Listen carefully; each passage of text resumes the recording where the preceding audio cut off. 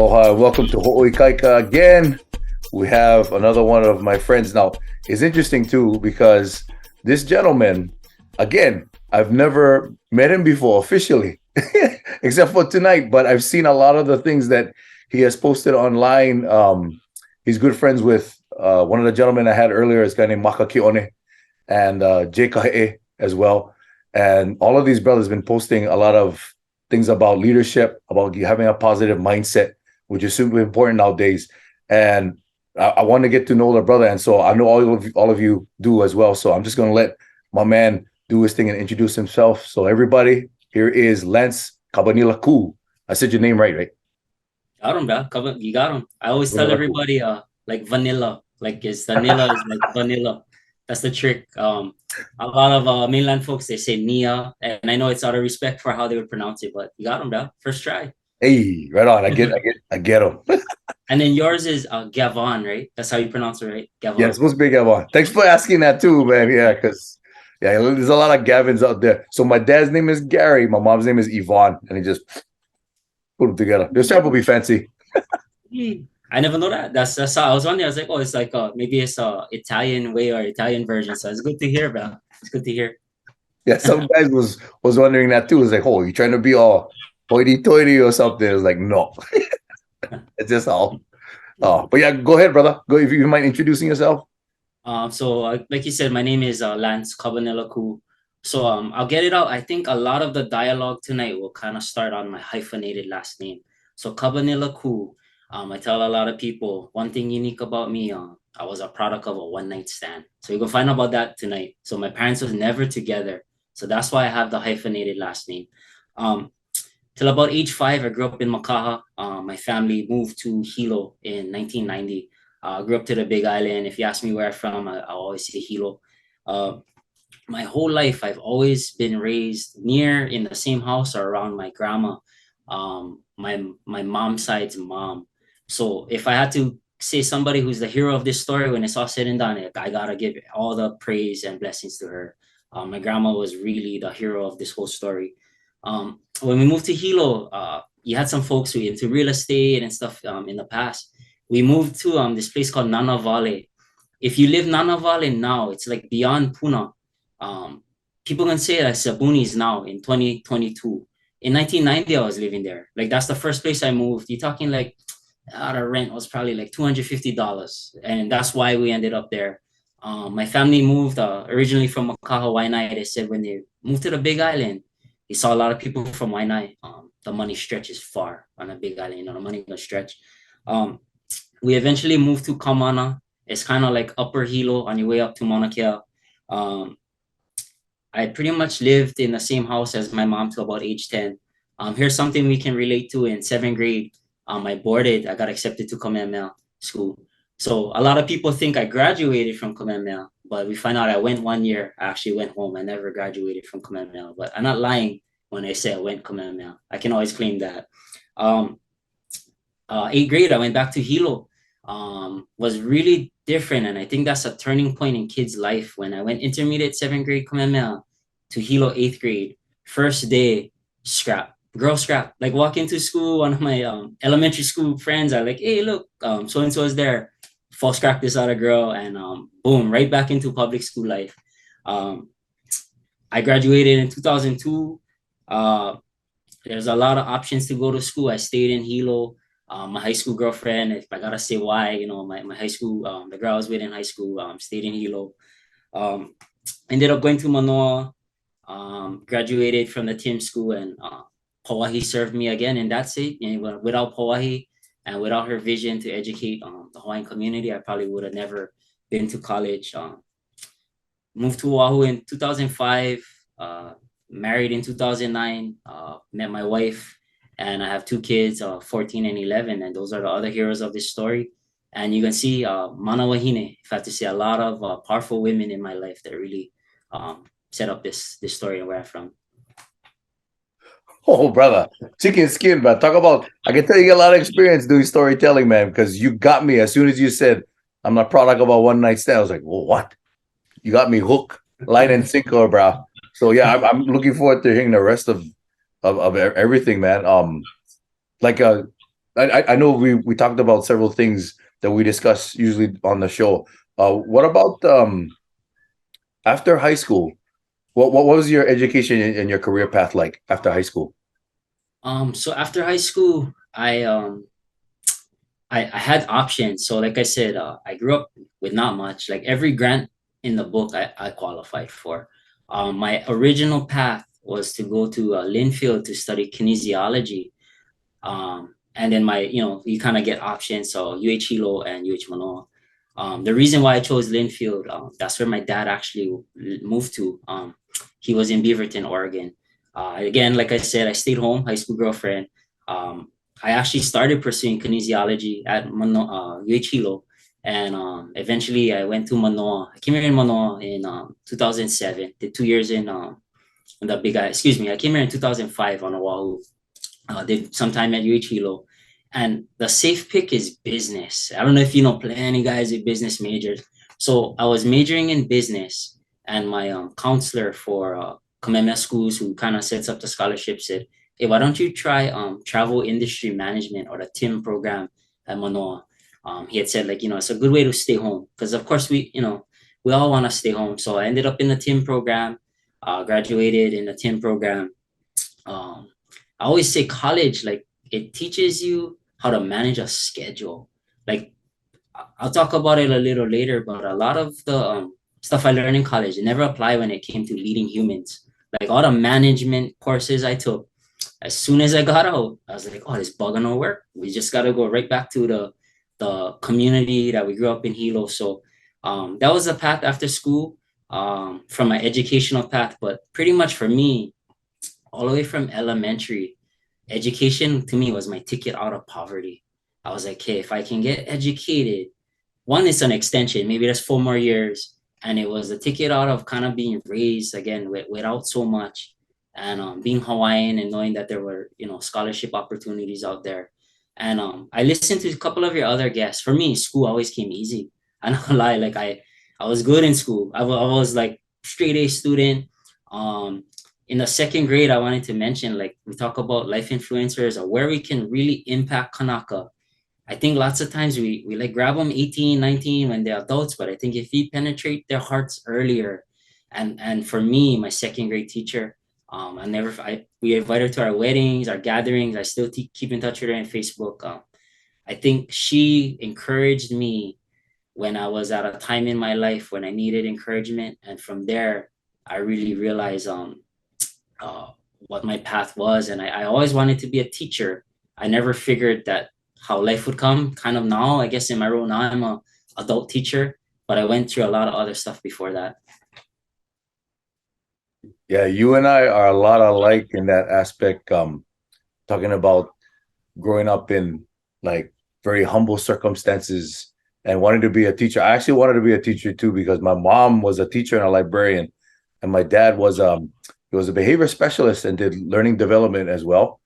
Uh, and so the funny thing was I wanted to be in education, but I didn't necessarily want to be a teacher after a while because I learned of all the stuff that teachers got to go through. You know, the compensation is not that good. And then my mom, oh my gosh, like one time when I was a kid, I remember an elementary school student threatened her with a pair of scissors.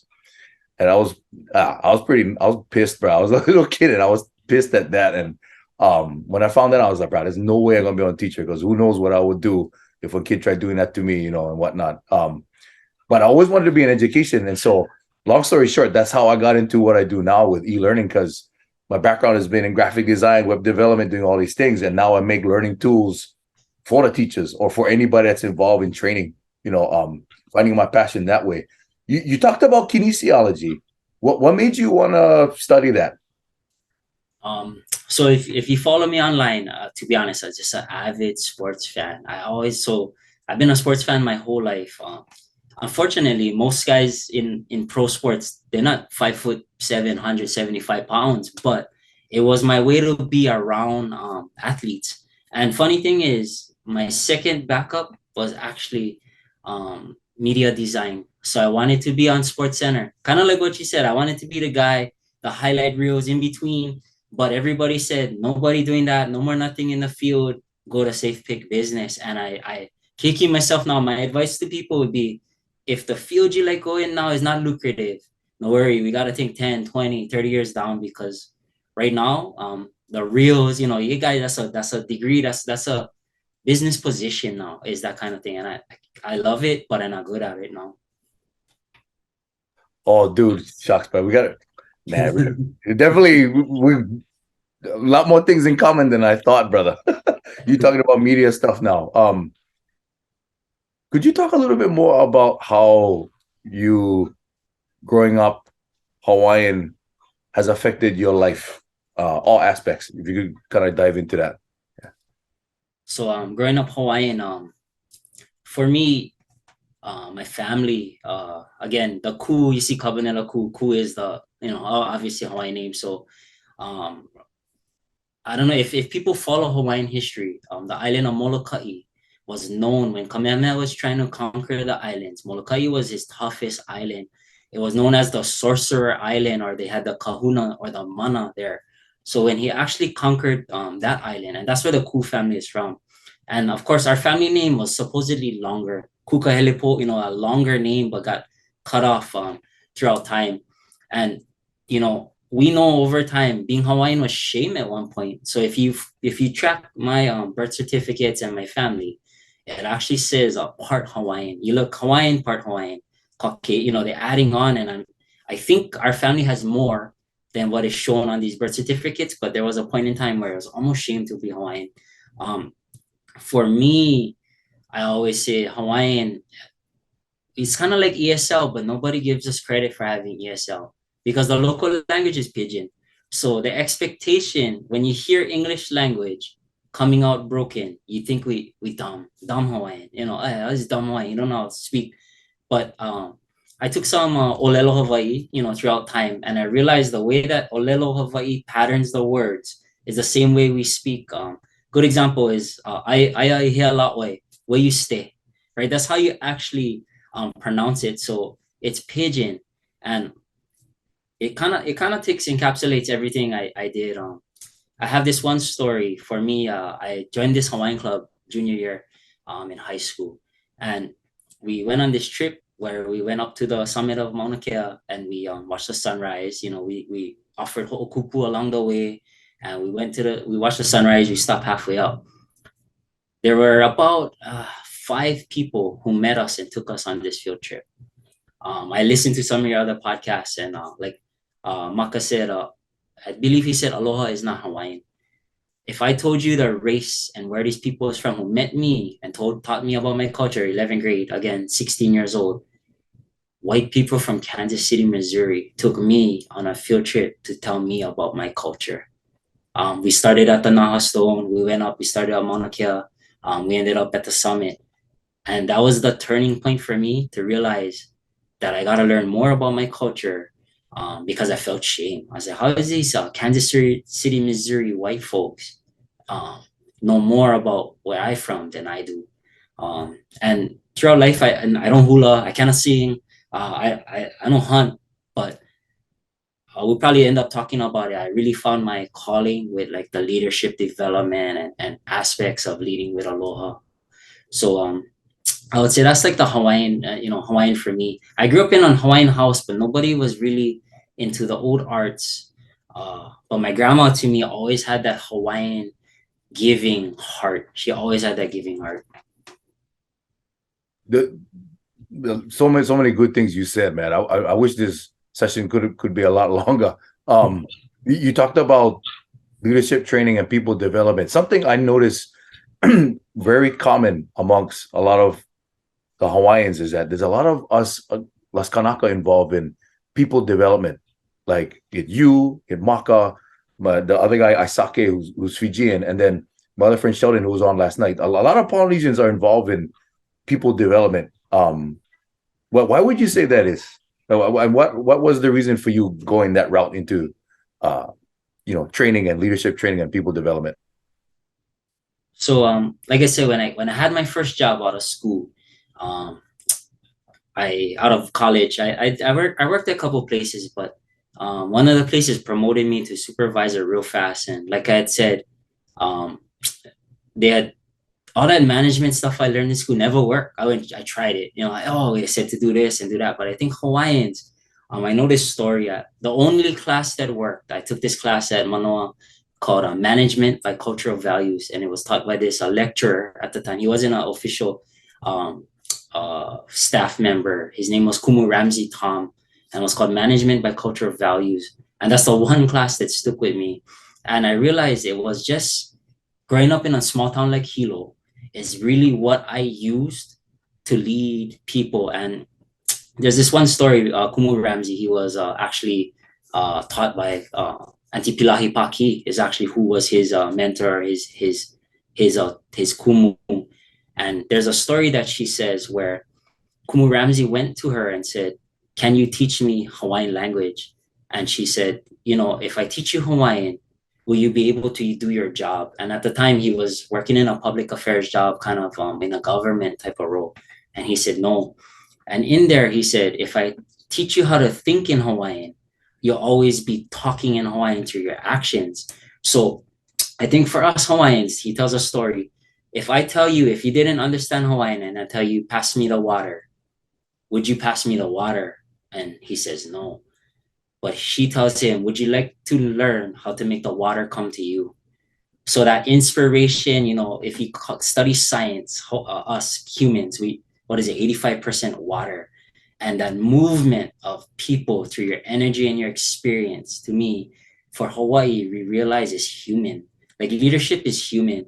We're not leading things, we're leading people. And I think for us, we understand our impact is more of a reason to be around us, just in our presence, right? If aloha, right, the presence of ha. And I think for us, we grew up around it, and it just comes natural for us.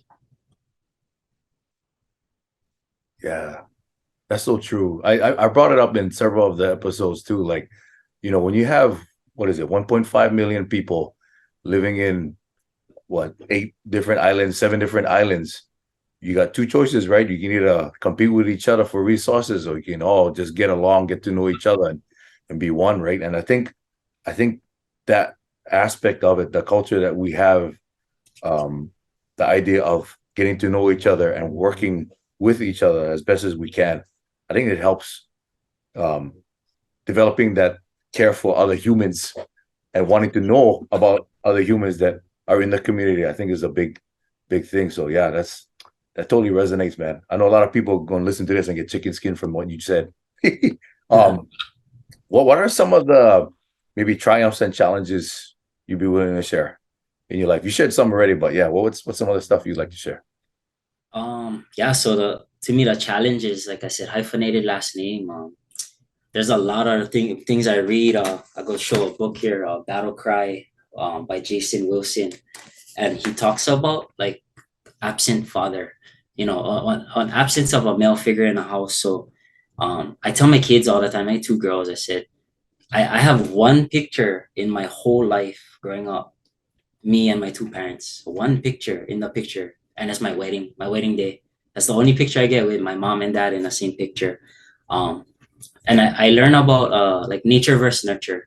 So it's weird. I wasn't raised around my dad, but I act like him, I sound like him, I look like him, and I built a relationship with my father. So, 5th grade, whole explorations. First time I met my dad, I was about 10 years old, and I was like, I looking at like my future self, and thankfully, my aunties, my dad's 3 sisters, really took me in, and I've been part of the family ever since. Ever since I was 10 years old, I spent summers in Makaha. My auntie lived in Makaha. I don't know if folks familiar with Yancy Madaris, the MMA fighter, and same. That's like my second mom. So they really did take me in. Um, I think for me, my growing up with my grandma, um, no, my grandpa was around. That was her last husband, but he used to wrench a lot. But I used to dig out, and the reason why I would dig out was he would drink after he wrenched in the car. He drink, and then he would change. He would be this different grandpa.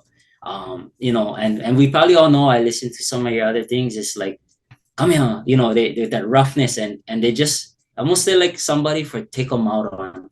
So my grandpa, he's really good. My grandma's late husband, but it's just that how we deal with emotions, you know, Hawaiians and Polynesians. I think if I had a Maury Povich show for Hawaiians, I think we'd run out of guests. You know what I mean? Like every time I watch Maury Povich, I was like, "Where's the Hawaiian?" Because once you know, That's why we have this show, brother, because number one show for us, you know?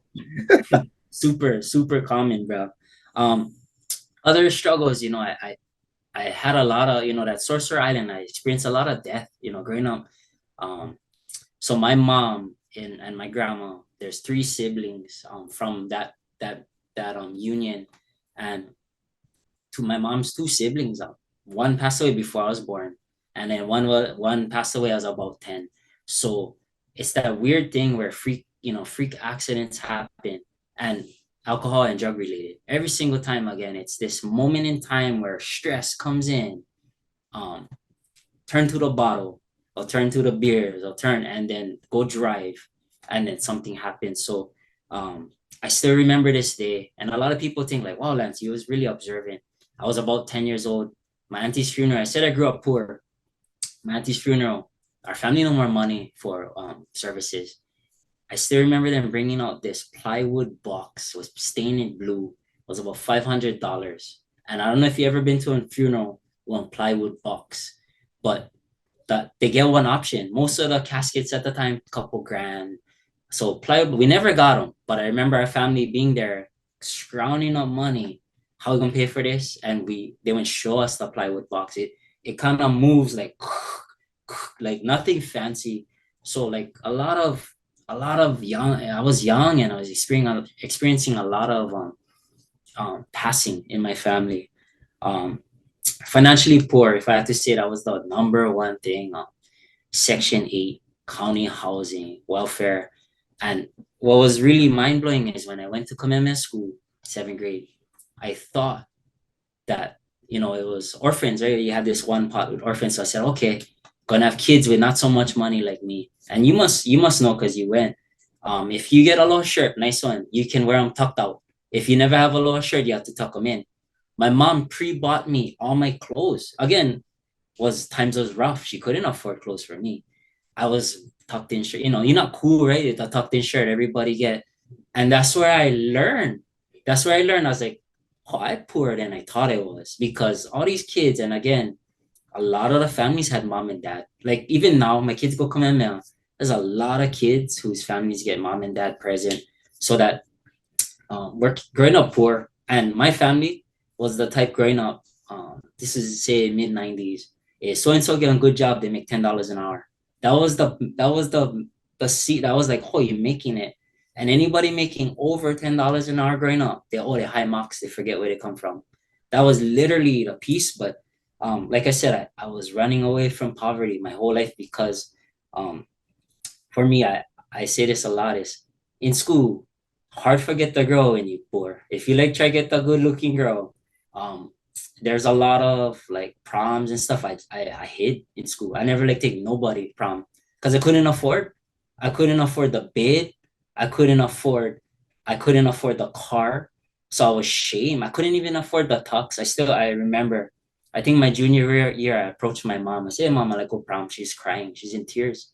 She couldn't afford because we were so much on a fixed income that she knew she couldn't afford it. So um, a lot of that, and lastly, mental health. I realized my mom OCD, and her dad never know how to love her. So that just kind of continued on where they never know how to show love, and that was the way that they show love was through like hardness or not present. So a lot, like I said, a lot of things that one night stand would be the main thing that would kind of cascade this whole dialogue we have. Wow, that's so interesting, man. Like seriously, I get chicken skin listening to your story. I was cracking up when you mentioned about tucking in shirts because yeah, I hated having to tuck in my shirt. Oh my gosh, there's so many times where it got so humid and hot up there, which you already know.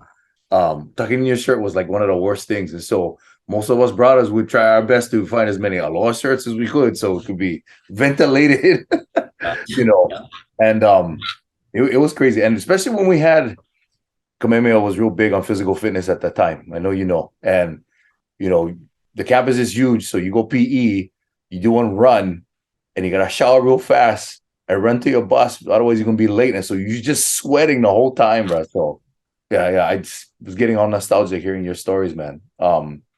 It was interesting how you talked about proms too, because I didn't even go to mine either. I had my own. I can talk story about it with you later on, but yeah, it's kind of interesting hearing a lot of common things with you and I that I didn't know about. Uh, plus the whole thing with, single parent household. My mom died when I was 10 years old, and that kind of had some effect on me. I think I even had some kind of form of maybe like post traumatic syndrome, maybe because of it. And I, now that I'm older, I kind of feel that too, but I've been able to come up with tools, to deal with that and everything. And it's been helpful. Plus, I get a nice, understanding wife too. It helps. It's a trick, man. It's a trick. Yeah, that's the trick. You find that partner that's gonna be with you, ride or die, right? um,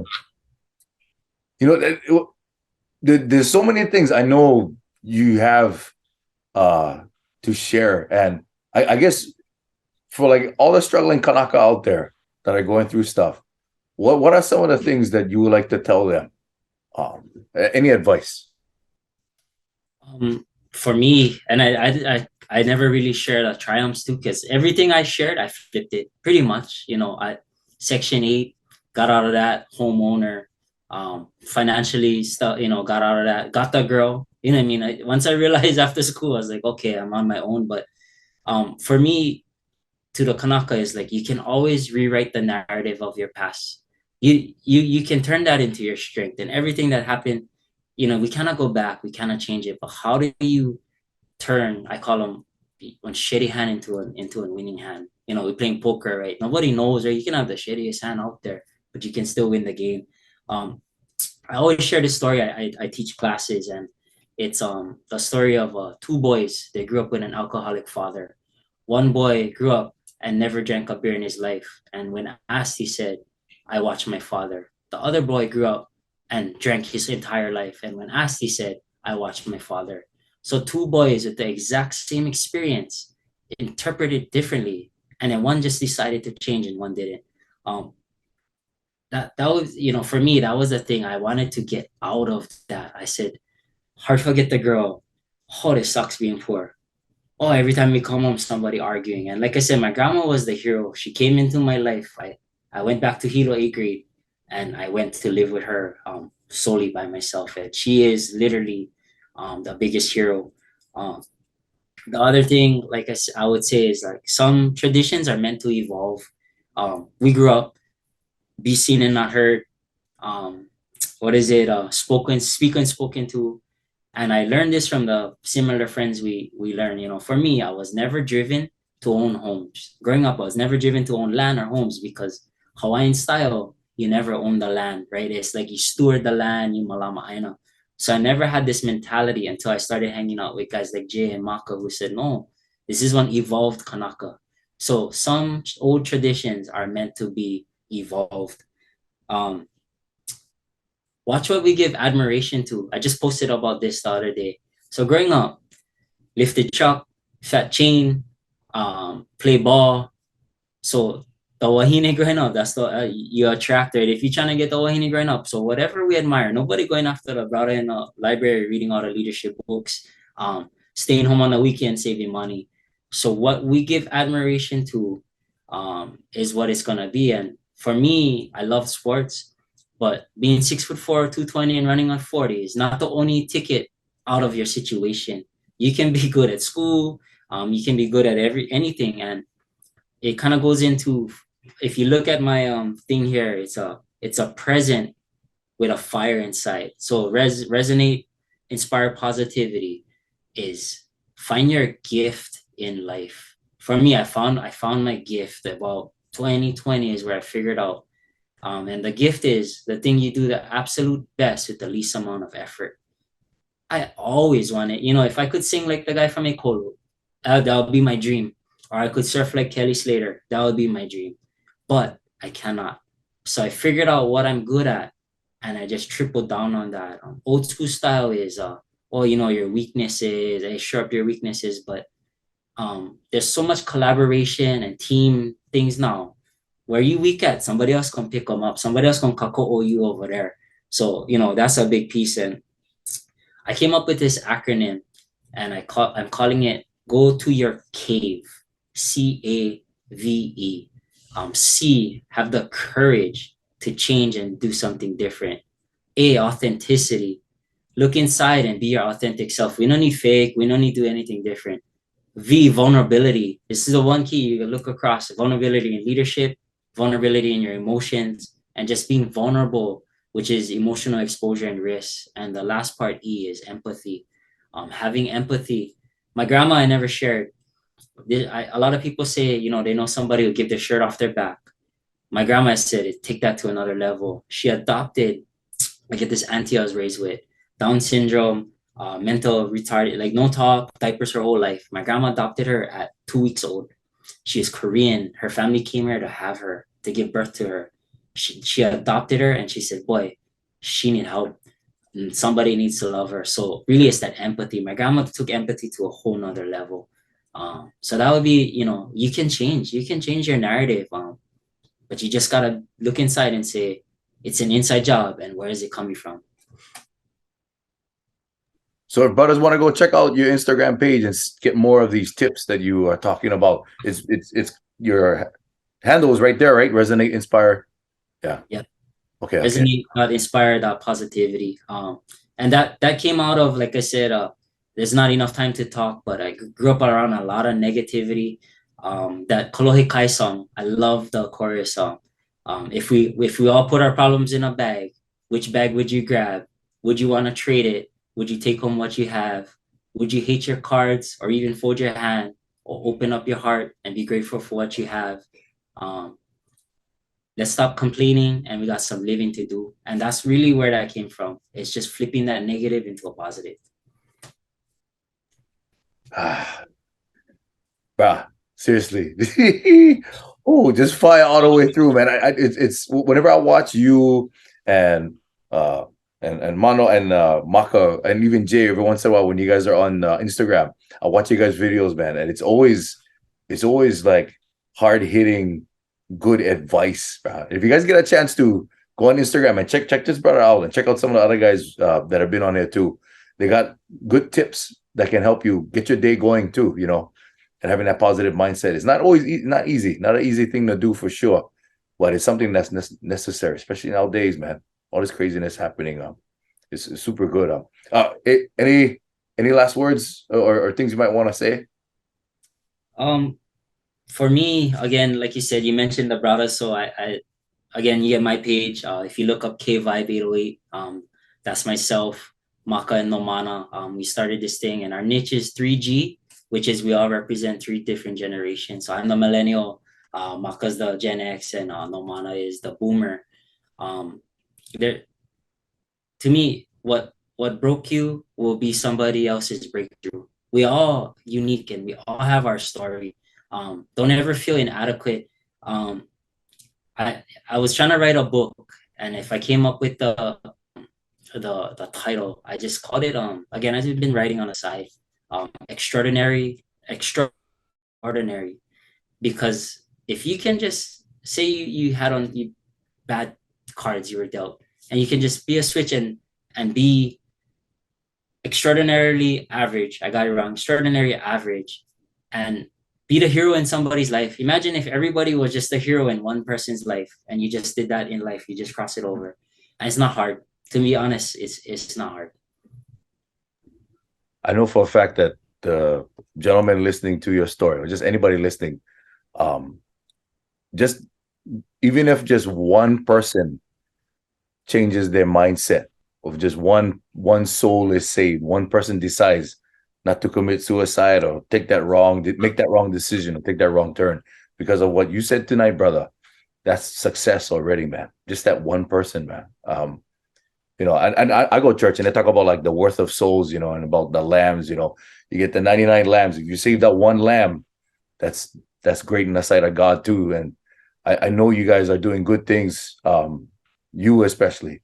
And Yeah, I get choked up when I talk story with you guys. You know, I get a lot out of doing this. It's good for me. And you know, I know definitely there's going to be so many Kanakas going to chime in. Probably going to be asking questions too. So get ready for the comment section on your video to come up and when your book coming out. It's going to happen soon, man. But now, Lance, I seriously, I appreciate you coming through, and you know, somewhere down the line, we're gonna have to do more episodes and talk story with you again. And I just wish we had more time, but I just want to thank everybody for tuning in tonight for the show. And this is Lance Cabanilla-Ku. If you got more questions for him, contact him on his Instagram, and we'll catch you guys on another episode of Ho'ikaika. Mahalo. Peace. Hello, brother. Aloha.